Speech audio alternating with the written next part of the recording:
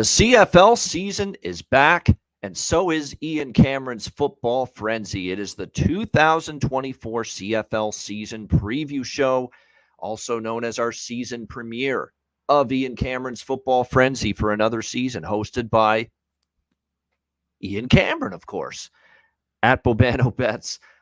It is great to be here and great to be back for another season of Ian Cameron's Football Frenzy.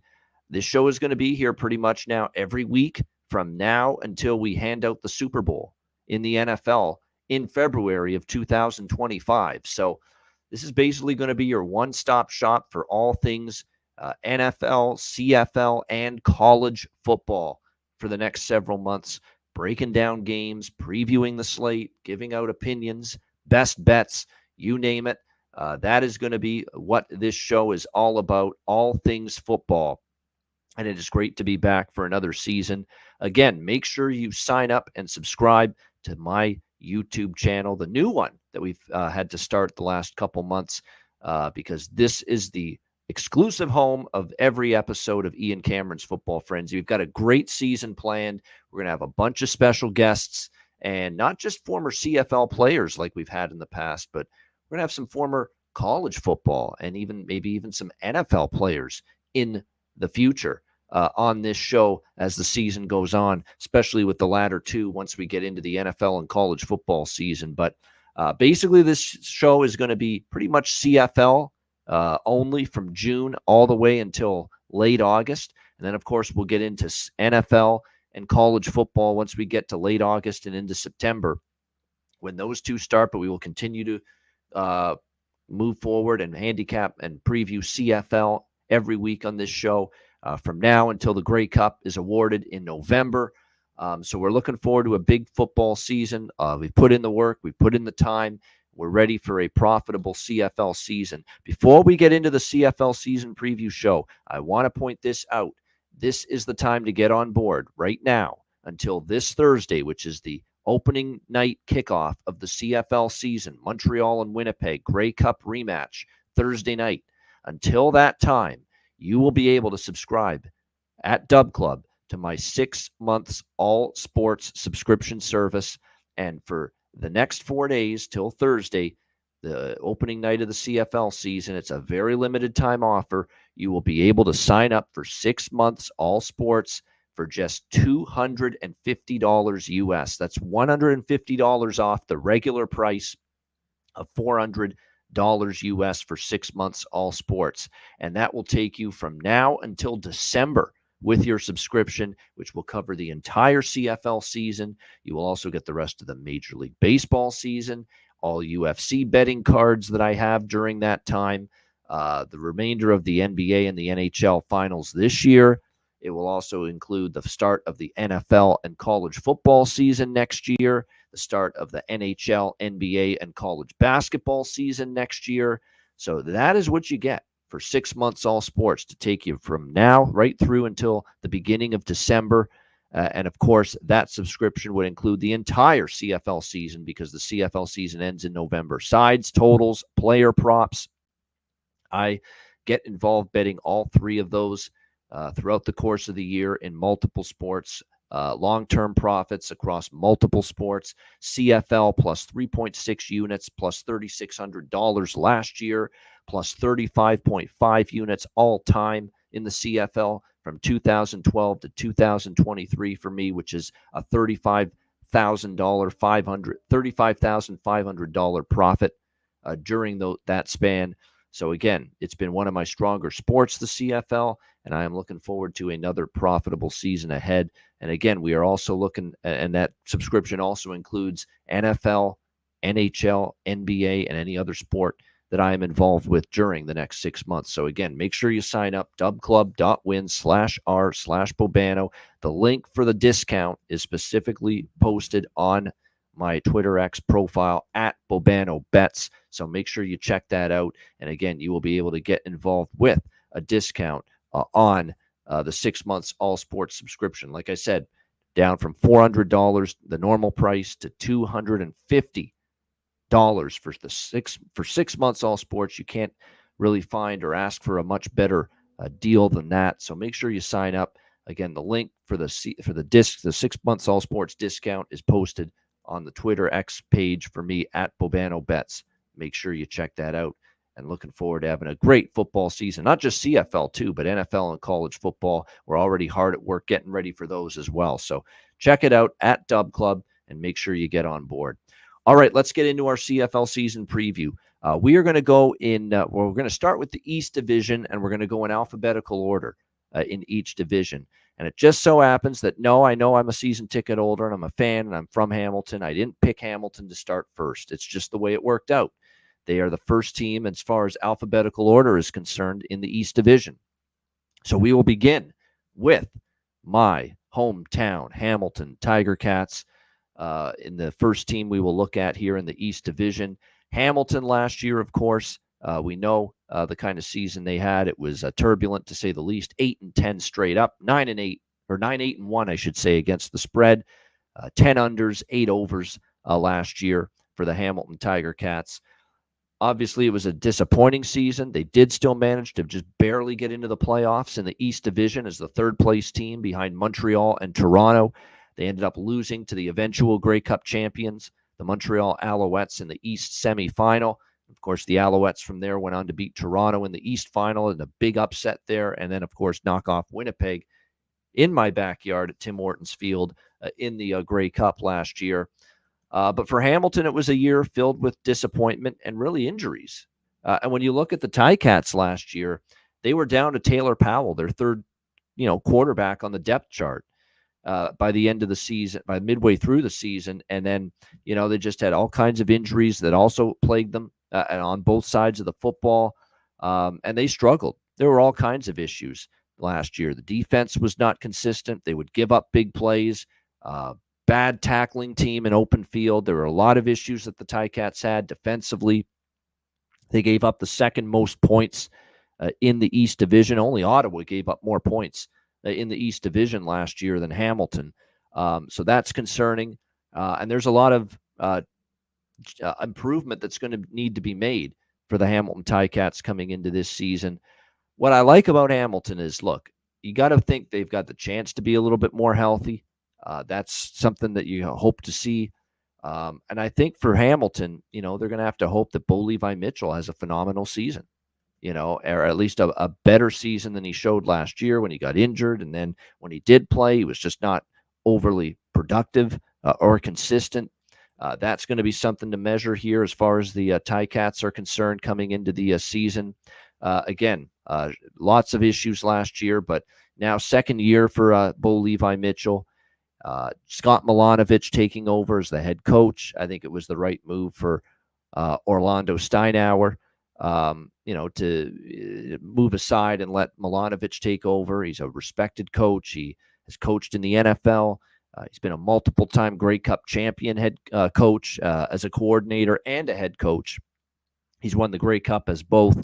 And look, the big thing for the Ticats is, their defense was not great last year, but they really did add all kinds of great additions. In fact, Jamal Peters, Hendricks, Barlow. I mean, and a lot of them from the rival Toronto Argonauts as well to really shore up this defense. And, on paper, there's no reason for this defense to not be better. And then you've got, some of your stalwarts from the secondary, Richard Leonard, among others, that are back as far as the pass defense is concerned. So there's no doubt on paper there's more talent on this defense. This looks like a team that's going to be able to do a better job on that side of the football. What will they get from the offense? That's going to be the question. Bo Mitchell's not getting any younger. He's coming off multiple injuries last year. We don't know if there's a good version of Bo Levi Mitchell left. We really don't. But one thing he does have is this offensive line, which did have injuries and problems last year. And look, there's concerns. Joel Figueroa, can he stay healthy? They saw Chris Van Zyl, veteran lineman, retire in the offseason. How will they perform without him? But they do have talent on the off, and that's at the skill positions, led by James Butler, the great running back. I thought he was very good last year. And of course, it didn't look good at one point in terms of them being able to re-sign their number one wide receiver, Tim White, but they eventually got the deal done, and Tim White is back with the Ticats this year. That is a significant deal. He was by far, their best receiver last year. And obviously his return definitely helps. They're going to go with some more youth, too, in that receiving core. It's going to be interesting to see how they fare this year, but because they did make some changes with the receiving core. They let a couple of, these other commodities that they had at wide receiver depart in the offseason. What are they going to get from the likes of Keandre Smith, Lawrence Woods? How good can they be as regular receivers? They did bring back Stephen Dunbar Jr., which I think is a nice move, veteran receiver. He did drop a couple passes in the preseason game that he played, that I saw him play the home game against Ottawa. But he also made a couple of highlight reel catches, and I know they are very high on him, and that is Shamar Bridges. Keep an eye on this guy. I think he's got the potential to be another game breaker for the Ticats at receiver. They bring in the Canadian receiver as well, who played in Calgary before, Luther Hakunavanu. He is now a Ticat, so going to be interesting to see what impact he makes. I think they've got talent in far as the receiving core. They got Butler, the O-line, like I said. If hopefully Figueroa is ready to go, Brandon Revenberg and Coulter Woodmansey are still there on the O-line. Jordan Murray. I mean, the O-line at least has a little more continuity than last year. By default, with where Hamilton's current win total is, which I see is 8.5 right now, and this is not a homer opinion or a biased opinion, because I honestly don't know how good the Ticats are going to be. They were 8-10 last year. You got to think they got a pretty good chance to at least be one win better than that this particular season. I think there's a really good chance of that, in fact. So I would look over 8.5 wins. We're only asking them to be 9-9 or better, 500 team or better. When last year they went 8-10, and this was a team that was down to their third string quarterback. They had a ton of injuries on both sides of the ball. All they need is to be a little bit more healthy, be a little bit better on defense. Hope Bo Levi Mitchell being healthy leads to him being more efficient, effective, productive, leading the offense. And if those things can happen, I mean, we're only asking Hamilton to improve by one win more than last year. So I would look over 8.5 with their win total. I'm not really interested in the futures, though, to win the East or to win the Grey Cup. We're looking at 11-1 to win the Grey Cup right now at most books as far as the Ticats are concerned.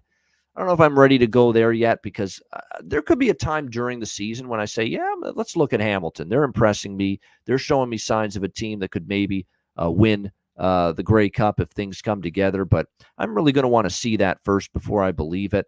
They're plus 180 to win the East Division at FanDuel. They are also plus 750 at FanDuel to win the Grey Cup. Bet365 is plus 1100, so make sure you shop around. But I do think the over 8.5 wins is worth a look, but I'm not sure I'm ready to go there yet until I see for myself how this team looks, especially this offense looks early in the season, before I get involved with the division or Grey Cup futures. All right, next up, it is the Montreal Alouettes, the defending Grey Cup champion Montreal Alouettes. Last year, Montreal 11-7 straight up, 8-10 against the spread, or 10-7. 10-7-1, I should say, against the spread. 10 unders, 8 overs. This is a Montreal Alouettes team that, for a large part of last year, they looked all right. They looked decent. They were very inconsistent. They had some tremendous performances, and then they also flat out laid some eggs. When you look at the way some of their games went. But down the stretch, starting in late September, they caught fire. They lost a close one against the Toronto Argonauts, 23-20, September 15th. And from that point on, they didn't lose another game. They finished the season 8-0 straight up, 7-0-1 against the spread. They won each of their remaining 6 regular season games to finish the regular season. They ended up, let me just make sure, 5 regular season games. You're right. Then they went into the playoffs, playing good football, and they were red hot, and they basically converted on that. They basically, they used that as a springboard into the playoffs, and they beat Hamilton 27-12 in the East semifinal. 10.5-point dogs against the Toronto Argonauts, and they made Chad Kelly look stupid. That Montreal defense completely humiliated Chad Kelly. They made him look ridiculously bad, and this is a guy that was an MOP candidate, most outstanding player all year, for the Toronto Argonauts, and they made them just look silly. Multiple pick sixes. The defense was swarming the Toronto offensive line all day, and they end up running away and hiding with a 38-17 win over the Argos. And then an underdog again in the Grey Cup against Winnipeg.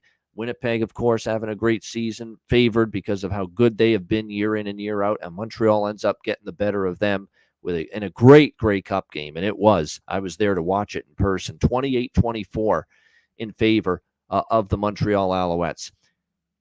So the question I have to ask coming into the season is Montreal going to be able to play great from start to finish, or do they just get red hot down the stretch? I've opened the season with them, being third on my power ratings right now, as far as the Montreal Alouettes are concerned. And I know people are going to be saying, well, wait a minute, they're the Grey Cup champs. How do you not have them first? I thought I was being nice having them third because, there are some warning signs that I have for Montreal coming into this season, as far as being able to duplicate the success of last year. Remember, they were a treading water type of team much of the season, 500 type team, inconsistent. Then they got on that crazy win streak late in the season, and they rode it right into the playoffs. The good news, I would think, for Montreal coming into this year is their defense looks really good. And I mean really good. Like, could be one of the better defenses in the CFL type of good. That's the ceiling that the Montreal Alouettes defense has coming into this season, especially when you look at some of the pieces that they have. When you look at the defensive line and how they were able to add, to that group with Dylan Wynn and Derek Wigan, Antonio Moultrie. We'll have to wait and see, but there's some good pieces there on that defensive line. You look at the linebacking core, Darnell Sankey from Saskatchewan, Tyrell Richards.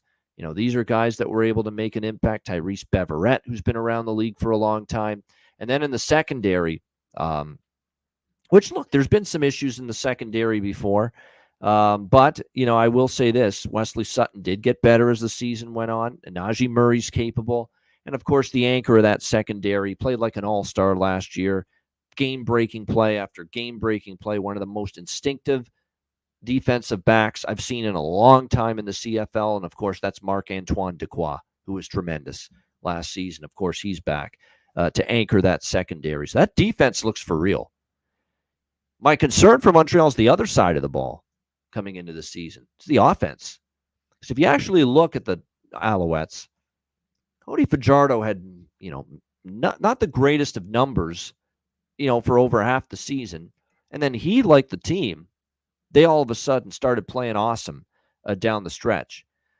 But, he's someone that's still a bit more of a dink and dunk type quarterback. He's not a strong arm, big arm quarterback by any stretch of the imagination, Fajardo. The O-line this year, it's going to be interesting to see if they can play at a high level. I do have some more question marks about if that O-line is going to be able to be as good. One of their great receivers, Austin Mack, leaves for the NFL, and he was, for much of last year, their best receiver. William Stanback at running back has gone now to BC. So there's some big holes that you got to fill, on that offensive side of the football. Are Walter Fletcher, Jeshrin Antwi, and Sean Thomas Erlington, that trio, going to be able to run the ball like Stanback did? Montreal's hoping so, but there's no guarantee in that. The good news for the Alouettes is that even though they lose Mack, there are still some options there. Cole Speaker has shown some ability. Reggie White Jr., if he can stay healthy. Tyler Snead was very good down the stretch for them. Tyson Philpott, same thing. And they get a healthy Keon Julian Grant. So let's not forget, he got injured, early in the season or not early, but at one point during the season, and they were without him for a long period of time. So, and Keon Julian Grant is someone that showed some potential. So maybe that receiving core won't be as bad off without Austin Mack as maybe some people would think. But to me, it just feels like with Montreal, I think they're going to be good, but I do worry about regression. I do worry about their ability to play well start to finish during the season. And for that reason, I'm going to take a wait-and-see approach with Montreal. Right now, their win total is it's 8.5. They could regress, but and again, we're talking about a team that last year was 11-7, And now we see that the win total for the Montreal Alouettes here is 9.5. I mean, even if they regress, they could still win 10 wins, or win 10 games, I should say. So I don't really have a strong feel for the win total. The East Division and the Grey Cup futures, I mean, it's not easy to repeat. It isn't in any sport. And I'm worried that, things kind of all went right for Montreal. I still think this is a very good team, a very dangerous team, but I'm not ready to jump in with any Montreal Alouettes futures coming into this season, at least not right away. All right, next up, we've got as we continue our East Division preview here. Next up, we have the Ottawa Redblacks. I think the key for Ottawa after last year is, there's nowhere to go but up. That's got to be the thought process, because really, can it get any worse? How can it get worse? 4-14 straight up, 6-12 against the spread last year, 11 overs, 7 unders as far as totals. They've been a last place finisher in the East Division for 5 straight years, including the 4-14 last year. But, and look, Bob Dice got a lot of criticism for his coaching, and I'm still not sold he's head coaching. If he's going to be coaching at a high enough level to be a really good CFL head coach, he might just be a good, assistant, good coordinator, good on the coaching staff, but I still have some questions about whether he's going to be able to get it done as the guy, the head coach here for Ottawa, because it was not a good year for him last year, and he caught a lot of criticism from Ottawa fans. He's a great man, Bob Dice. Everyone loves the guy, but he's still got to show he can get the job done from a coaching standpoint. The good news for Ottawa is they've done a decent job trying to get their offense in gear and shore it up. They bring in one of the top receivers last year, and he'll be missed in BC. Now, BC will get to them. They've got good depth at receiver, but still, to be able to sign Dominique Grimes and sign him away from BC, huge get for this Ottawa Redblacks offense. They desperately need a game breaker. They desperately are looking for a playmaker at receiver, and it looks like the Ottawa Redblacks did a nice job addressing that, bringing in, of course, Dominique Grimes from the BC Lions. When you also look at this team in the offseason and what they did, like I said, I think they've done a lot of good things, and there's definitely, I would say, some good talent here with this Ottawa Redblacks team. If you look at the situation that they have, you go into the offensive line, which at times was a bit of an issue last year. It's going to be interesting to see if they've improved that unit. I think there's definitely some chance for them to be better on that side or along that O-line, and it's going to have to be, of course, the big quarterback addition, Drew Brown from the Winnipeg Blue Bombers, who really played well at times when given the opportunity to play. When Kolaros was injured or they needed him to go in there, he would play well, and he's got a good arm. He's got enough mobility to not be a liability in the pocket and not be a statue. And when you look at what they got they don't know what they're going to get from Masoli. I think, and they've clearly made the decision. Masoli's not going to start for us now. He's going to back up. And Dustin Crum, while he had some great moments last year, he also had some scary, bad games as well. So I think that's kind of why they weren't totally ready to hitch their wagon to Dustin Crum either as their starting quarterback. So in comes Drew Brown, his first chance to be a starting quarterback in the CFL. He comes from a winning program, winning culture in Winnipeg. That should help him. Very professional organization. But again, the roster around him is not nearly as good as Winnipeg. So will he be able to thrive in that? Like I said, at running back for the Ottawa Redblacks, you've got Devontae Williams still here. You've got Raquel Armstead. They like him, the kid out of Temple. We'll see how those two guys can perform. Like I said, the receiving core with Dominique Grimes added to it is definitely better just based on putting him in there. They have Devontae Dedman, who's also a very good, dynamic, explosive kick returner. Braylon Addison, Jalen Acklin. I mean, there's guys that can make plays here. And the fact that, all those guys are solid receivers. None of them are game breaker number one receivers, but getting Dominique Grimes gives them that. So that should really help them on offense. I think the big concern for Ottawa still is the defense. No team in the East Division gave up more points than Ottawa. And only 2 teams gave up more points than Ottawa last year. So that defense definitely has to take a step forward. The question is, will it be better this year? That remains to be seen. We'll have to see. But, you look at some of the additions that the Ottawa Redblacks made on that defensive side of the football. It's going to be interesting to see if those guys can step things up. Darius Pickett was certainly a great addition from the Argos. The secondary last year was terrible. They gave up so many big plays in the passing game, but they did have a lot of injuries in the secondary last year. So let's see if a lot of those guys stay healthy. And, of course, getting Pickett, who can play in that secondary, it definitely helps. And the D-line looks solid. But, again, the offense, we'll see. Drew Brown was very good last year with the Winnipeg Blue Bombers. But, again, he had a great team, great weapons around him, great coaching staff. Will he be able to shine now that he is the guy here for the Ottawa Redblacks under center? And don't forget, they got Masoli, who's a veteran, and Dustin Crum, who won games for them at quarterback last year. So if Drew Brown struggles, this could be a situation where Bob Dice ain't going to wait around, to make a coaching change and put someone else in there. But, I'm leaving the door open for Ottawa. I'm not so sure about, whether they're going to win enough games to make the playoffs or even be worthy of a dark horse East Division shot to win the East. I'm not there yet with Ottawa, but I do think they're going to be able to cash some tickets and cover some point spreads. I do think this is going to be a much more competitive team in 2024. And so I think ATS-wise, you might see this team. Well, I think definitely they can improve on the 6-12 ATS last year. I think they could be 9-8, 10-7, 11 and 9 and 9. They could be 10-8 against the spread, 11-7, 12-6. I think they're going to be a winning point spread team this year, and there'll be some spots, I think, to bet on this Ottawa team.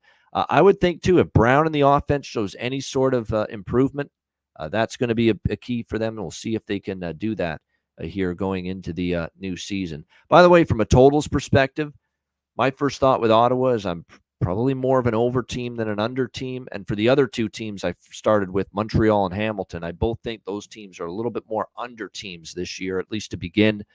I think Montreal's defense is ahead of their offense, and I think I say the same about Hamilton as well. So I'd be looking at spots for those teams as far as totals are concerned, over for Ottawa. And, I think Hamilton and Montreal could probably both be more under than over teams this year as far as individual game totals are concerned. All right, final team in the East Division, Toronto Argonauts. It looked like it was a clear path for them to at least get to the Grey Cup, if not win it. They win the first place in the East. They host Montreal in the East final. They get the bye. They get everyone healthy, and then just the disaster struck. And the disaster was the worst game Chad Kelly's played in the CFL. I mean, he was awful. 4 interceptions. 4 thrown by Chad Kelly in that game. 2 of them were returned for a touchdown. It was just a nightmare for Chad Kelly in a big moment, in a big game like that. But now you don't have to worry about Chad Kelly, at least not for the first half of the season. He's been suspended. He's going to miss the first 9 games, which means it is Cameron Dukes. Cameron Dukes, who is going to take over at quarterback here for the Toronto Argonauts to start the season. Cameron Dukes is an interesting person to analyze. To me, he's definitely the kind of quarterback that can fit this system. He can run, which is good. He can make the short to intermediate throws. And again, he's got a pretty good O-line, pretty good skill position talent to work with. But he still doesn't have the overall ability and talent level that Chad Kelly does. So I think he could perform decent, if not good. But I still think it's going to be a little bit difficult to say he's going to perform great. He's going to perform phenomenal necessarily at the quarterback spot. And obviously that's one of the biggest question marks plaguing Toronto coming into the new season, is just what kind of performance level are they going to get from their quarterback, Cameron Dukes, who is obviously playing until Chad Kelly gets back from his suspension. This roster, though, while that's the big elephant in the room, is what do we get out of Cameron Dukes? Don't sleep on the quality of this roster. It is still a very, very solid roster, and the players they've got on both sides of the ball, The O-line with Darius Sirocco, Isaiah Cage, Dijon Allen, Dalen Giffen, Ryan Hunter and company. That's a good O-line overall.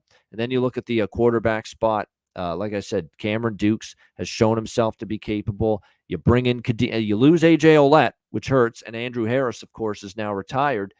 But you bring in Kadeem Carey from Calgary, Daniel Adeboboye at another running back, along with Deontay McMahon, and then a receiver. I think they're fine. I think they've got a lot of weapons. They got Janarian Grant. They get him from Winnipeg. He'll probably return kicks on special teams because he's got that ability. Davaris Daniels, DeMonte Coxey, Dijon Brissett, Rasheed Bailey from Winnipeg, another player they got from the Bombers. Tommy Neal, the Canadian from McMaster down the road. David Ungerer, who had a nice season. I mean, there's weapons here for Toronto. So Cameron Dukes can at least not make mistakes, not turn the ball over. There's going to be an opportunity for this offense to maybe not fall down as much as people think without Chad Kelly. Their defense up front, I mean, Fullerin Arumalade is excellent. Sean Oakman. They bring in Jake Serezna from Edmonton, who's a great defensive lineman, getting him from Edmonton. That secondary loses Jamal Peters. They did lose Barlow and Hendricks as well in the offseason. But again, that secondary does get Tunde Adeleke. They bring him in from Hamilton. Deshaun Amos is still there, who's a really good player. Tyshawn Blackburn, Jonathan Edward. There's still some, Royce Mechie. There's still, I'd say, a lot of talent still, and a lot of depth at the secondary spot. This is still a really good, competitive, one of the better rosters to me in the CFL, but obviously you have to subtract, maybe the ceiling for this team, because especially in the first 9 games, because there's no Chad Kelly, and you're just not sure how much of a great job Cameron Dukes can do in his place. That being said, I do think, for instance, we'll get into week 1 on Wednesday's show, but I thought right away Toronto was getting basically devalued a little too much based on the Chad Kelly absence, where, BC opened in a lot of books at -7 or even higher as road favorites this weekend against Toronto. And this is not a roster that, even without Kelly, the rest of the let's say you have to evaluate Toronto power rating wise based on the entire roster except the quarterback spot, you'd probably not make Toronto a full home underdog or touchdown home underdog in week 1, because I think this roster is pretty talented. And as long as Dukes plays solid, Toronto may not be the team in turmoil, the team in trouble, the team that loses a lot more games that some people might think. I wouldn't sell this team short even without Chad Kelly, and it pains me to say that as a Ticat fan. So I actually think they might be a little undervalued early in the season. We'll see how it goes. They do have 2 new defensive play callers, because Corey Mace, their great defensive coordinator, is now the head coach of the Saskatchewan Roughriders, and they will miss him because he was very good on that side of the ball for Toronto, scheming and coaching up that defensive unit. Now they have 2 first-time play callers. You got to think there could be a little step back for the defense. But I think this offense might play a little bit better than some people think. I actually could be think totals-wise, they could be a sneaky over team, Toronto, where they're better offensively with Cameron Dukes without Chad Kelly than most would think. I think that defense, with losing the defensive coordinator, losing a couple of key players from that group last year, they could take a step back on that side of the ball as well. All right, that is the East Division. Let's go to the West, and we will once again go in alphabetical order. We'll start with the BC Lions, who are hosting the Grey Cup this year. Obviously, they are up there as far as 11.5, their win total for this year, the BC Lions. They are anywhere, it looks like, in the Bet365, they're plus 600 to win the Grey Cup. Again, check out FanDuel and see what the price is for them there. But I know at FanDuel, as far as winning the Grey Cup is concerned, plus 490 at FanDuel. They're plus 330 to win the West Division. That's probably the future I like the most. It's BC to win the West. And I know Winnipeg, we'll get to them.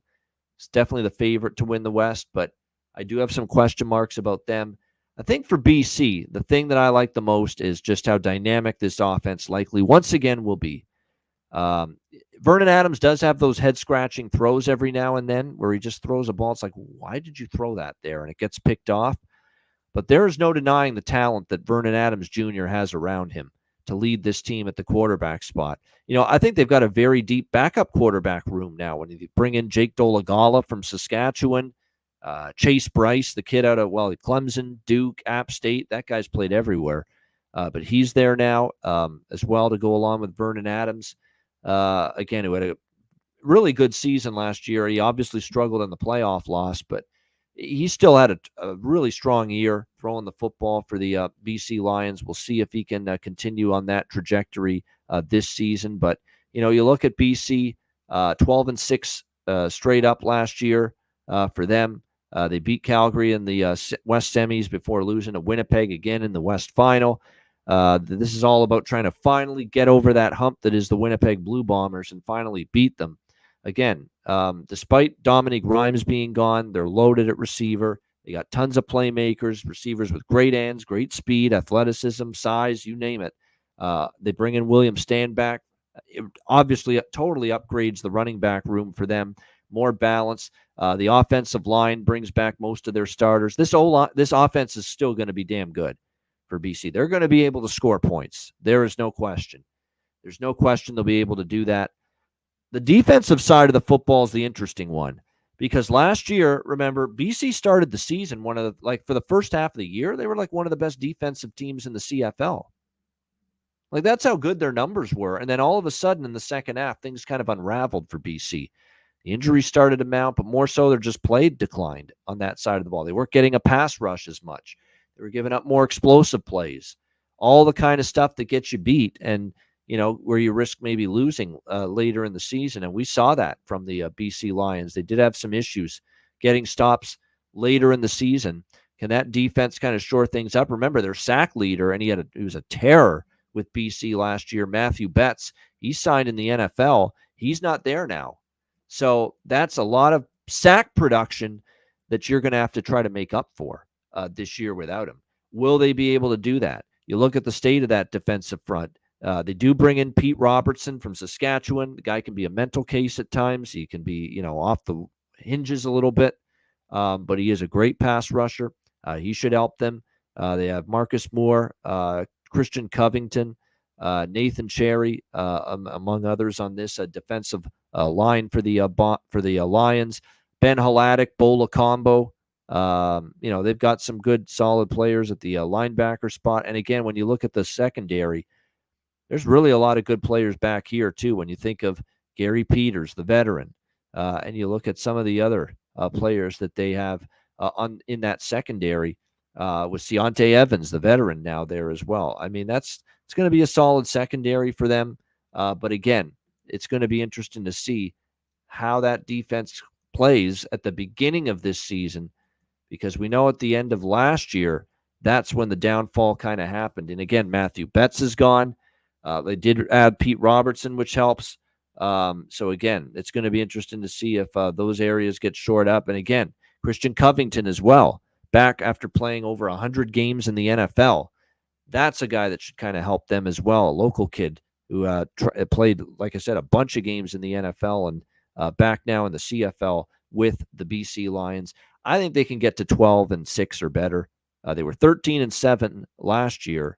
And I don't see how they're not better this year. So, like I said, actually it was 12-6 last year for the BC Lions. But like I said, this year I think they can still go over that number. I don't love it just because of the number it is, but I think they can get to 12 wins. And for that reason, by default, have to lean over. I like the futures on BC. This is the first substantial futures position I'm taking, and that's BC to win the West, plus 330. BC to win the Grey Cup, which again you can get as high as plus 600 right now at Bet365, plus 490 at FanDuel if you like BC to win the Grey Cup. All right, next up on this CFL season preview show, Calgary Stampeders, 6-13 straight up, 6-12 straight up last year in the regular season, 10 unders, 8 overs. Their first losing season, believe it or not, since 2007. 16 years Calgary had gone without a losing season. And I really don't think things are going to be all that much better for Calgary this year. Jake Maier didn't do much for me. 15 interceptions last year. So many games where he threw for fewer than 200 passing yards. That's not good. I know they lose Kadeem Carey. That's not a big deal to me. Dedrick Mills is good, in my opinion. But Malik Henry was supposed to be healthy this season and give this receiving core a boost. And all of a sudden, he's injured in training camp and probably out for the season. So there goes that. And now all of a sudden, Calgary's scrambling, looking to see, what kind of depth they're going to have and production they're going to be able to have at the wide receiver spot. But that is a huge loss, losing Henry. What a shame, too. The guy has just not been able to stay healthy. But, they do have a couple good targets for Jake Maier. But again, Jake Maier has just been so inconsistent. It's been frustrating to witness. I think when you look at the receiving core coming into this season for Calgary, there's definitely some options there, no question. We'll see if they are able to do some damage, but they've got Markin Michel, at the receiver still. They've got Reggie Bagleton. After that, though, things get a little bit, lacking as far as depth, unless you count, Colt Tucker and Trey Odoms Dukes and guys like that are going to have to step up here for Calgary. The defense, too. I mean, when you look at the defensive side of the football for Calgary, I've certainly got all kinds of concerns about their offense. The offensive line wasn't great last year, but they don't have a great pass rush. The secondary gave up their share of big plays. There, to me, for the first time that I can remember saying in the Dave Dickinson era, and he's been here for a long time, that they've got a little bit of a shortage of depth and a shortage of talent overall. And they really haven't done the best job replenishing that. And I think it's going to be rough sledding for Calgary, simply because I think there's a chance every team in this West Division this year is better than them. I think Edmonton could be better than them. I think Saskatchewan will get to them as a better year. Winnipeg and BC are the two teams to beat on paper in the West Division. Where does that leave Calgary? Unfortunately for them, I think in the basement when it's all said and done. I would look under their win total, too. I think asking this team to win 7 or more games is asking a lot, especially when they only won 6 last year, and they might be worse this year. So under 6.5 for me with Calgary's win total. All right, next up, we've got the Edmonton Elks. When you look at this Edmonton Elks team, I really love the way they finished last year. I do. They turned the keys over to Trey Ford. Fucking about time is all I have to say about that. It is about time it happened. It finally happened. The first year was a complete waste because they just went back and forth between two guys that just couldn't play. They had Jared Dagey did show some, promise at times, but way too much Taylor Cornelius last year. And he just wasn't getting the job done. He wasn't cutting it. And eventually Chris Jones there, the football dame, he finally decided, you know what? I'm going to give Trey Ford this chance to be the starting quarterback. And that's when Edmonton went on that run and started to play better down the stretch. Now, they were already way out of it. They had already lost so many games at the beginning of the season. They were out of it. But, they played better the moment he took over. And they finished 4-14 straight up, 6-12 against the spread. Pretty interesting that they were 4-14 last year. And their win total now for this season is currently set at 7.5. That's quite the adjustment they've made here on Edmonton. But it is year 3 for Chris Jones as head coach and GM, and definitely there's expectation now after finishing the season strong, but they've gone 4-14 the first 2 years with him. And, you look at the offense, and I don't love them. I'll be honest. Could he surprise me? Could he prove me wrong and play well? And he's outstanding, and he fits well chemistry-wise with this team and this offense. Yes, it's a potential for that, and he's a veteran, but I don't think it was necessary for Edmonton to sign McLeod Bethel Thompson. I don't think it was necessary. Why can't you just let Trey Ford be the guy from day one? I know he showed some inconsistencies, and he's definitely got to work on his accuracy in the pocket and his pocket passing. I get it. A lot of times he relied too much on the shit that happens when the play breaks down and he's scrambling around and throwing on the run, and he kind of relied on that too much. What can he do when he's a stationary pocket passer? Can he make all the throws? I get there's some questions there when it comes to Trey Ford, but he certainly showed to be an electrifying athlete, someone that could make plays when the pocket breaks down, which is key because the O-line wasn't great last year. McLeod Bethel-Thompson can't do any of that shit. He's not mobile. He's a statue back there. So I'm wondering if this is going to be a fit. And I know Edmonton spun it to say, you know what? I'm at the point now with Chris Jones. I'm wondering if he's just got it out for Trey Ford. Because he says, Trey Ford needs to learn a little bit more, have someone, teach him the ropes. I've been teaching the ropes. He's been sitting around with his, waiting to be a starter here for 2 years. You telling me he wasn't mentored last year or 2 years ago? At some point, you just got to say, you know what, we really have to see what Trey Ford's got. He's a young guy. He's got tremendous mobility. Let's see what he's got and take the training wheels off and let him run with it. And they refuse to do that. And they bring in, to me, a stopgap. A placeholder quarterback, and McLeod Bethel-Thompson will be here 1 year, maybe 2 at the most. And you're stunting this young man's development, Trey Ford. And I don't like it. Not one damn bit, as you can tell. I'm frustrated by it because I was expecting Trey Ford, to be the starting quarterback for this team. And now he's got to sit behind MBT, and we don't even know if MBT is going to fit with this team. Now, he can throw the ball, when he's given time. So this offensive line playing well is very, very essential for Edmonton. And certainly it's going to have to play better than it did last year. Only Saskatchewan in the entire league gave up more points than Edmonton last year. So clearly the defense is a work in progress this year for the Edmonton Elks. How will they play on that side of the ball? Like I said, the one thing that they did do, though, is they brought in Curly Gittens Jr. from Toronto. This is actually a guy that played with McLeod Bethel-Thompson when he was with the Argos a couple of years ago. So there is some chemistry there. That's a positive. But again, it'll be interesting to see, if even though Bethel-Thompson is going to be the starter, is there going to be Trey Ford package? Or is he just going to be, standing on the sideline holding a clipboard the whole game? I'd be disappointed if they don't at least put a package of plays in the playbook game to game for Ford and at least insert him into the game for a series or so. But that's not for sure yet. We'll have to wait and see. The defense is just, it's such a big question mark. Again, Chris Jones is just in and out, in and out. He rebuilt the defense going into last year, and obviously the defense had issues, and now he's coming into this season, and it's the same shit. He turned over all the defense again after last year, and now we're kind of starting from scratch. There's another season where they entered the year with a ton of new faces on that side of the football, and it'll be interesting to see if they can make it work. But there is some talent there. It's going to be interesting to see if this former NFL first-round pick, Robert Nkemdiche, I remember him from Ole Miss years ago. Does he pan out?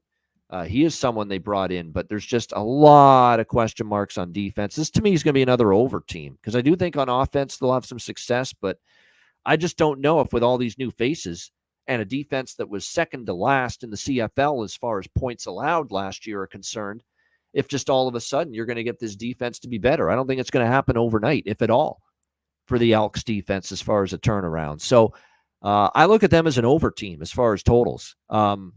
I think they're going to be able to score points, even with MBT, and I'm not happy that MBT's here, and they're not going to Trey Ford right away, but he can be capable. He does have weapons. They do have weapons. I mean, they've got Kyron Moore, they've got Dylan Mitchell, they've got Hergy Mayala, Eugene Lewis is healthy, Curly Gittens Jr.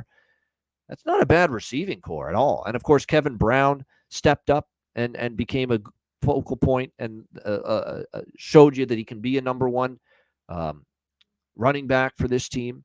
But again, the O-line's got to protect because McLeod Bethel-Thompson's not got the mobility that Trey Ford does.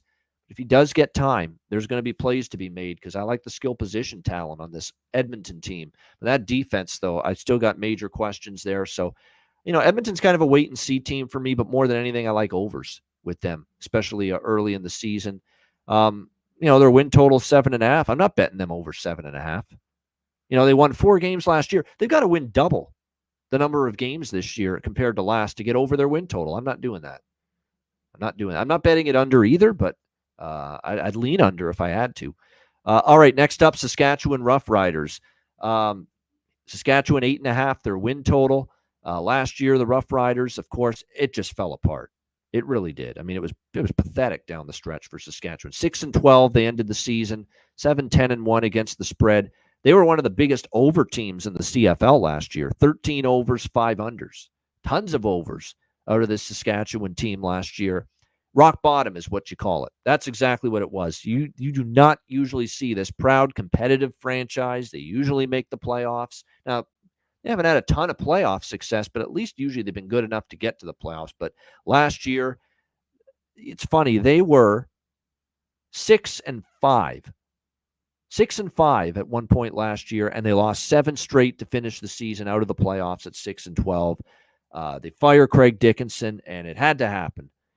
I can't believe how poorly prepared, how bad the game management was, clock management, timeout decisions, challenge decisions, you name it. He ran the fucking gamut last year, Craig Dickinson, of how to be an inept head coach in football. Everything. They weren't prepared. They took too many penalties, undisciplined, you name it. The general leads, the troops will follow. And Craig Dickinson, his coaching job left a lot to be desired. And by the way, I didn't mention this when I talked about Calgary, and another negative for them and why I don't think they're going to be that good. Dave Dickinson hires Craig to be on his coaching staff. I guess that's just the way it is, right? He's my brother, so we got to hire him. Doesn't matter about qualifications or merit or the ability to do the job. He's my brother. Let's bring him on. It's got to be the right move. It's ridiculous. Anyone with a brain that watched CFL football last year could see Craig Dickinson did a horrendous job. Horrendous. Horrific. And here's Dave Dickinson because, that's fam. That's my bro. That's my brother. I got to bring him in. He's the man for the job. You can't tell me that other people passed over to be on that coaching staff for Calgary instead of over Craig Dickinson, couldn't have done weren't more qualified. I saw a complete botch job by this coach last year. Now, I know he's not the head coach there in Calgary, but still, it makes me very, very leery about Calgary's prospects this year that Craig Dickinson's even on their staff.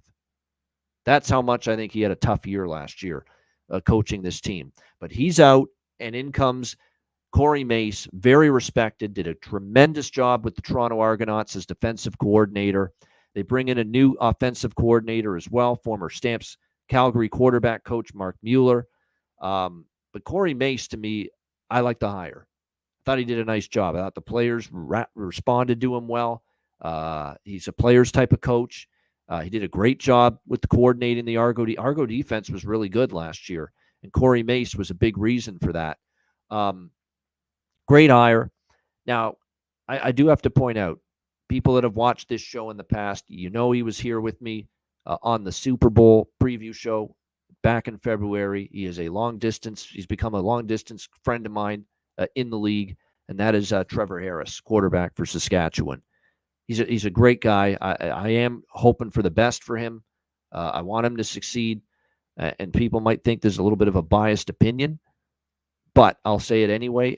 Everything I've heard from Trevor, directly from him, is that this team has a great camaraderie. They are tight-knit already. They have formed quick friendships. They've spent a lot of time with each other to try to get some chemistry, to get some likability going with the players, so that everyone feels, there's harmony. There's, people are getting along. People are spending time together away from the practice field and away from playing games, doing the other things. They're doing a lot of team events, to get people on the same page. Everything Trevor's told me directly is that it's such a more harmonious atmosphere, tight knit, family type environment for this team. They're playing like they're treating this like they're a family now, like they have become that close as a unit. I think that's nothing but positive for Saskatchewan coming into the season. Trevor had that debilitating injury last year that ended his season. He's worked extremely hard in the offseason. He looks healthy. He looked sharp. He has worked on his mobility so he can move around in the pocket a little bit more. He has worked with a quarterback coach, a throwing coach, to work on his throwing motion so that he can be a little bit more explosive with his release. So his wind-up, sometimes that wind-up where it takes a while for the ball to get out of your hands. He's trying to work on getting the ball out quicker. He's doing everything humanly possible to make this one of his best seasons yet. And I know he's 38 years old. He's my age, for fuck's sakes. And usually this is the age when you start losing it as a quarterback, and it doesn't matter, CFL, NFL, you name it. When you get to 38 years old, that's the age when sometimes Father Time starts knocking on your door. But he has worked his friggin' behind off, and he's kept himself in peak physical condition. And he looked good in the preseason. He really did. He looked very good in the Now, it was a brief moment of time, but he looked good. They bring in A.J. Ouellette, all-star running back from the Argos. He's a great running back. This guy is a bulldozer. He breaks he breaks tackles in the open field. He's got underrated speed. He showed what kind of, it was a breakout year for him in Toronto. I mean, that's why Andrew Harris got displaced and he's now retired. A.J. Ouellette was just the better running back for Toronto last year. That's why they used him a lot more, and he was great. And then, of course, they bolstered the O-line, Jamarcus Hardrick, Ryan Sevior, just a terrible offensive line. Funny story. If you go back and you watch that Super Bowl preview show with me and Trevor Harris in February, I told him right to his face on the show that your offensive line stunk the last 2 years. It was pathetic. Saskatchewan's, I mean. I told him right to his damn face. I said, I told him, your offensive line was terrible these last 2 years. And he didn't have the heart to say he agreed with me, because he's not going to throw any guys that might still be there under the bus. But you could tell the way he kind of looked. It's like, yeah. It's kind of true. It's kind of true. It was a shitty offensive line the last 2 years. They have really worked to improve it. Jamarcus Hardrick's been one of the better O-linemen for years in his time with Winnipeg. That's going to help. Ryan Sevior is a great offensive lineman. I mean, there is definitely big-time improvements, and they had to address it. They had to make it a priority. Jeremy O'Day had to make it a priority in the offseason, the GM of this Saskatchewan team, to fix that O-line, and he did, or at least he tried to, and he brought two really nice pieces in to make that a better offensive line. And say this about Trevor, and I know he's worked on his mobility and his throwing motion. It's not going to matter if he doesn't get protection. He still needs pass protection. While he's worked on his mobility, he's also not going to become Patrick Mahomes reincarnate anytime soon, or Josh Allen. He's just worked on his mobility to give him that little extra bit of speed that he can use. But he is still predominantly going to need a strong O-line that gives him the time to throw the football down the field. And at least going into this season, it looks like Saskatchewan is in a little bit better place to give him a better offensive line this year. I think the offense could be really explosive, really good, because the O-line's better. I believe in that Harris still has a lot in the tank, especially with how hard he's worked in the offseason. And I mean it. He's worked incredibly hard. I know, because I've heard it. I've seen the videos. I've heard from him directly how hard he's worked, that he is ready. He's ready to do everything in his power to make this a great season for him and the Saskatchewan Roughriders, at least on offense. And then you start to look at the O-line. It's better. The receiving core. I like a lot of the receivers that Saskatchewan has. Keep in mind, remember some of the players that played pretty well for them at times last year. They were able to score points at times. Their issue last year was defense. They couldn't stop anybody. No team gave up more points in the CFL last year on defense than Saskatchewan. But as far as receivers, they got Kean Schaefer-Baker, who it looked like he had great chemistry with Trevor in the preseason. Samuel Emelis, Sean Bain, who's I think going to have a huge year for them. I think he's going to be a really good one. Mario Alford. There's definitely some good weapons here for this Saskatchewan team. At running back, like I mentioned, Ouellette. Defense, though, is the concern. I'll be the first to admit. Up front, Anthony Lanier, he's got to stay healthy because he's pretty good when he is. Micah Johnson, although he's a little older now. Malik Carney, they did get him from to try to bolster this pass rush on the defensive end position. The secondary was horrendous at times last year, and it's kind of surprising because you've got some guys back there that in the past have been pretty good players, in the secondary for the Saskatchewan Roughriders, and unfortunately you had some issues. Now they've shaken things up a little bit. We'll see how they're going to be able to go with that secondary. Roland Milligan, I should say, among others. That Jaden Dahlke showed me a little something last year. As far as being a decent player in the secondary. So, again, they've shaken things up along in the secondary a little bit. We'll see if it leads to better results this particular season. for the Saskatchewan Roughriders, but there are still a lot of questions on defense. I'll be the first to admit. There's another team where I think overs might be the way to go as far as totals in their games. I think Trevor Harris and the offense could be pretty good. The defense could be shaky early, but the reason why I think that defense will get better as the season goes on is because of their head coach, Corey Macy's a defensive guy. He did a great job coordinating Toronto on defense, and I think in time he will get this defense to be better. I am still very much bullish on Saskatchewan, even with those concerns on defense. I would look over 8.5. I think if everything just fell apart for them. And I am going to go one step further with Saskatchewan and say that as far as a dark horse option, someone other than a BC, like Winnipeg and BC are, it's very possible that once again is your West Division final. And it comes down to the Lions and the Blue Bombers again. But if one of these other teams, these three other teams in the West, Saskatchewan, Edmonton, and Calgary, if any of them are going to upset the apple cart, and maybe be a fly in the ointment to the obvious Winnipeg BC West final this year, it could be Saskatchewan. There is that kind of ceiling, in my opinion, for them. So to win the West at FanDuel, they're plus 550. I will say this.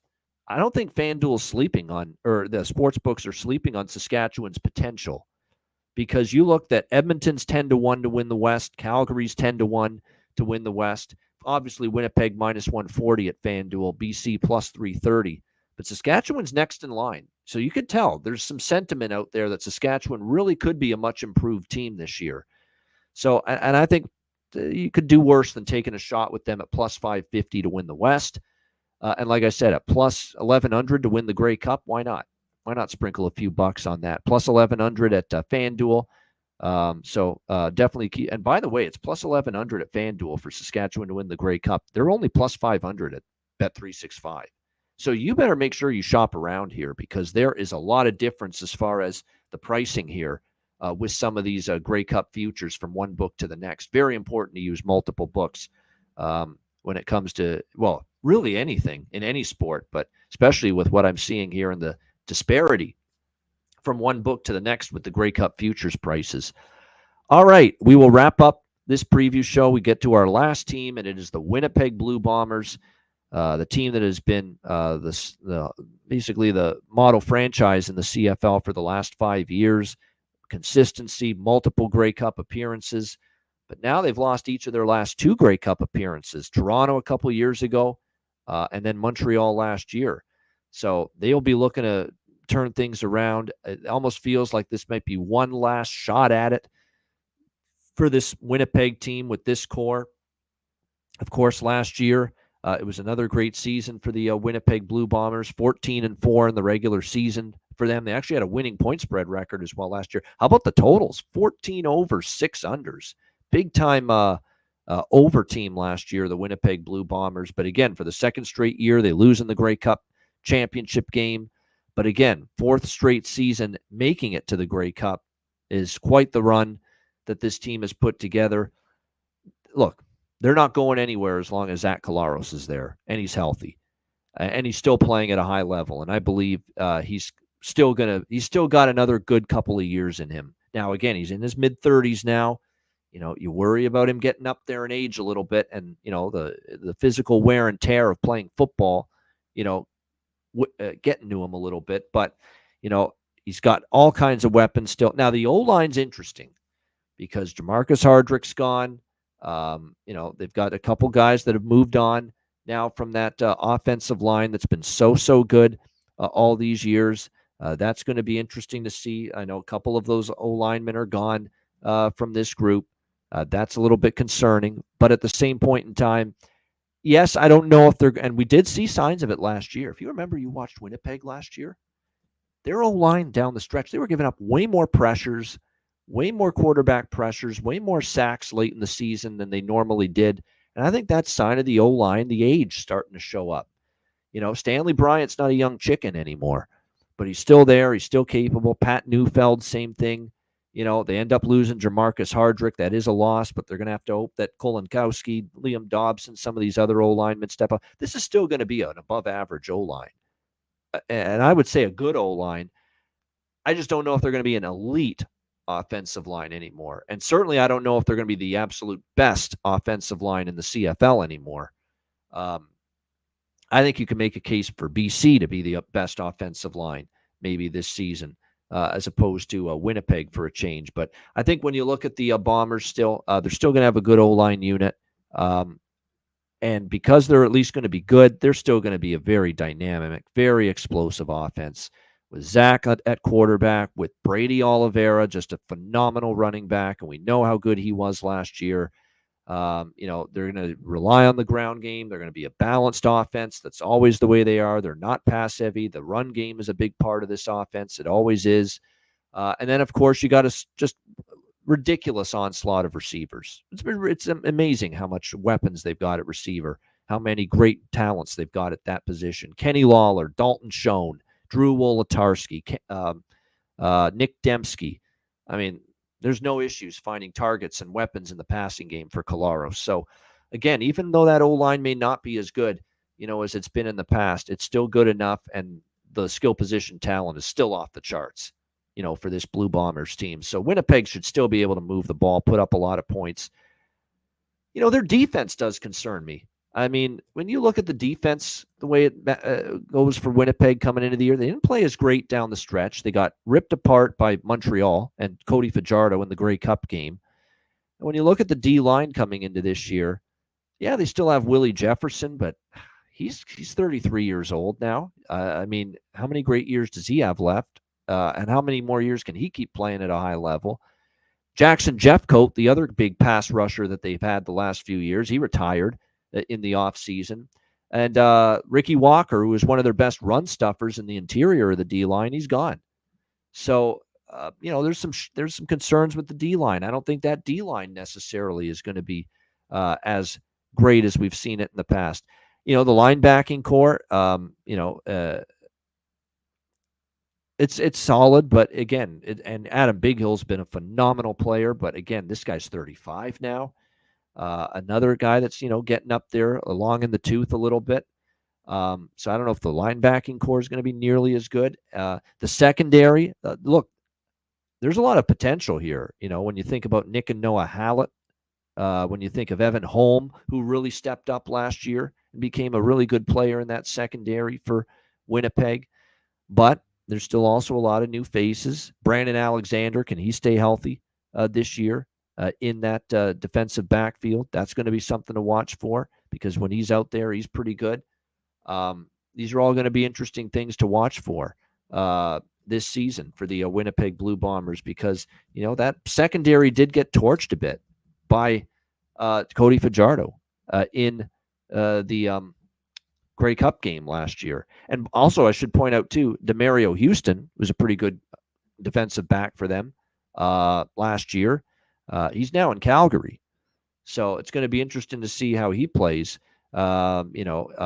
this year with the Calgary Stampeders, and how does Winnipeg fare without him. So when you look at this Winnipeg secondary, a lot of talent, some of it young. Can it come together? But there's questions there. This is another team, I think their offense kind of ahead of their defense coming into the year. So, some overs might be in the offing with them. It's funny because I don't know about week one, because week one, Winnipeg, who I think could be a bit of an over team as far as their totals, they're playing Montreal, who I think to me are a dead nuts under team coming into this season, where I think Cody Fajardo and the offense are going to take a step back from the way they finished the season last year, but their defense looks even better than it did late in the season last year on paper. Like, that Montreal defense looks really, really good. So I think they're going to be involved in some lower scoring games, but I think Winnipeg might be in some higher scoring games. So I don't know how to look at that week one total with the Grey Cup rematch with Montreal and Winnipeg. I know it went over 52 points in the Grey Cup game last year between those two teams. So maybe lean over just because Winnipeg's at home. Maybe they're going to get up, and Montreal's going to in that game, and Montreal's going to have to open it up. But just conceptually, I do think Winnipeg's going to play some overs. Montreal's going to play some unders. But anyway, getting back to Winnipeg specifically, you can't bet them to win the Grey Cup. I have no interest. Plus 200 at FanDuel? They're actually minus 170 at Bet365 to win the Grey Cup. There's no value there. Even to win the West, I mean, minus 140 at FanDuel. I'm not interested. Could they win the West? Of course they can. Can they win the Grey Cup? Of course they can. They've been to the Grey Cup 4 years in a row. But at this price, these prices, I'm not betting Winnipeg futures. Why? Because I do have some concerns. I do. I have concerns about Collaros getting through another full season healthy, and I'm not as bullish on Chris Strevler now as the backup. I know people love him because he came in there and he can run. Pocket passing still is very shaky and spotty for him. I got to see if he can stay in the pocket and make accurate throws consistently. And that's still where I have some question marks with Chris Strevler. So can Collaros stay healthy? The O-line's not nearly as dynamic and elite as it was last year, 2 years ago. I love the skill positions. That's the strength of the team. Oliveira at running back and all those phenomenal receivers. Schoen, Dembski, Wolodarski, Lawler. I mean, they're loaded at receiver. No issues at all with the skill position talent. The O-line's a little worse. Can Collaros stay healthy? A little older. Defense, there's new faces. Jeff Coates gone. Jefferson's getting older. Linebacking core, Big Hill anchors it, but he's getting older. Secondary's got some youth in it. I mean, there's enough questions here for Winnipeg where I don't want to take them at these prices to win the West and the Grey Cup, even though they still might be. They're still going to contend and they'll still be in the mix, but not at those prices. I would take a shot, quite honestly. 12.5, the win total for Winnipeg. I'd take a shot with the under at a plus price. I wouldn't be scared to do that. I mean, I know they were 14-4 last year, and you could maybe talk yourself into them maybe 13, 14 wins this year, which would get you over 12.5. But I don't think it's going to be as easy for Winnipeg this year. Target on their back. They still had some duds last year. I still can't believe that they lost that game, that they blew that game in Ottawa, like back in early in the season last year. Dustin Crum just went nuts on them and came back to beat them. But they do have these occasional dud performances for Winnipeg. And if you're going to take over 12.5 wins with a team, and that's concerning. So I actually think I would lean under 12.5 wins, and think Winnipeg, especially with under 12.5 being a plus price, and take your chance that Winnipeg is closer to being a 11-12 win team than they are closer to being a 13-14 win team. Because look, I think this is a tougher West division, like their own division this year. BC is right, almost right with them, almost on par with them coming into the season. Like Edmonton, even with my not loving the MBT signing and, having him start over Ford, there's a chance they could be improved. I definitely think Saskatchewan is going to be improved and potentially much improved. I mean, obviously, Calgary, I don't think highly of. They're not going to be great, but every other team in the division this year is not going to be an easy game. Even Edmonton, not going to be an easy game. Saskatchewan, not going to be an easy team to beat anymore. And then, of course, it goes without saying, BC, and how good they are. So when you look at this for Winnipeg, this is going to be a tougher West division for them to navigate. It's not just that I have concerns about their own team. It's that I have concerns about them getting the 13 wins they need when I think the division around them, outside of maybe Calgary, is better entering this season. So that's why I would lean under with the win total. All right, there you go. That's the 2024 CFL season preview show. Just quickly on the futures recap. My favorite future is BC to win the West, to win the Grey Cup. Small flyers on Saskatchewan to win the West and the Grey Cup. Just because I think that's the one sleeper dark horse team in the West I would look at. As far as the East is concerned, I'm tempted by Hamilton, but I want to see what Bo looks like. And I want to see what the offense looks like before I touch that. I don't feel confident yet enough in Ottawa, even though I think they could be improved. I don't know if Montreal's like, there's really no one I love in the East right now. To be honest, by default, I would say take a shot with Hamilton, to win the East and win the Grey Cup. Montreal, I think, will regress. Toronto, jury's out with how they look, especially on offense without Kelly. And I just don't think Ottawa's there yet to be ready to contend for a Grey Cup. They'll be better, but I don't think they're a Grey Cup contender or East Division contender ready level of improvement this year. So by default, I would lean Hamilton to win the East and the Grey Cup because I think there's more value there, but even I don't love that. My two favorite futures by far are both in the West. The main one being BC to win the Grey Cup, BC to win the West. And again, they're going all out this year because they're hosting the Grey Cup. It's in Vancouver in November. So, they will do what they can to win it this year at home. and the other would be Saskatchewan. Like I think there's potential for the Riders to be like a lot better. And again, I worry about their defense. That might take some time, but don't be surprised if by August, September, October, that Saskatchewan defense looks very good. Might struggle early because they weren't good last year. A lot of new faces, but they do have a great defensive mind. That's now their head coach, Corey Mace. And I think there is a chance he gets that defense to be better as the season goes on. All right. I was going to try to keep this to an hour. We've gone over an hour, but that's okay. Try to get as many thoughts and opinions out there on the season ahead. Stay tuned Wednesday. We'll be back with another edition of Ian Cameron's Football Frenzy. That show on Wednesday will be our CFL Week 1 preview show. And we'll also talk some UFL semifinal playoff action. And former CFL quarterback Will Arndt will be joining me as my guest on Wednesday. Looking forward to catching up with Will again. He was on the show a couple of times last year. It'll be nice to have him back on the show Wednesday as we get you ready for Week 1 in the CFL, and we'll preview the 2 UFL playoff games this weekend as well. Good to be back. Great to have Ian Cameron's Football Frenzy back. Hit the like button. Hit the subscribe button. Tell everyone that Ian Cameron's Football Frenzy, every week, the best football betting show, the only one that covers NFL, CFL, college football all season long. Looking forward to doing this show all season. Thanks for tuning in. I'm Ian Cameron, and we'll be back on Wednesday for our CFL Week 1 preview show right here on Ian Cameron's Football Frenzy.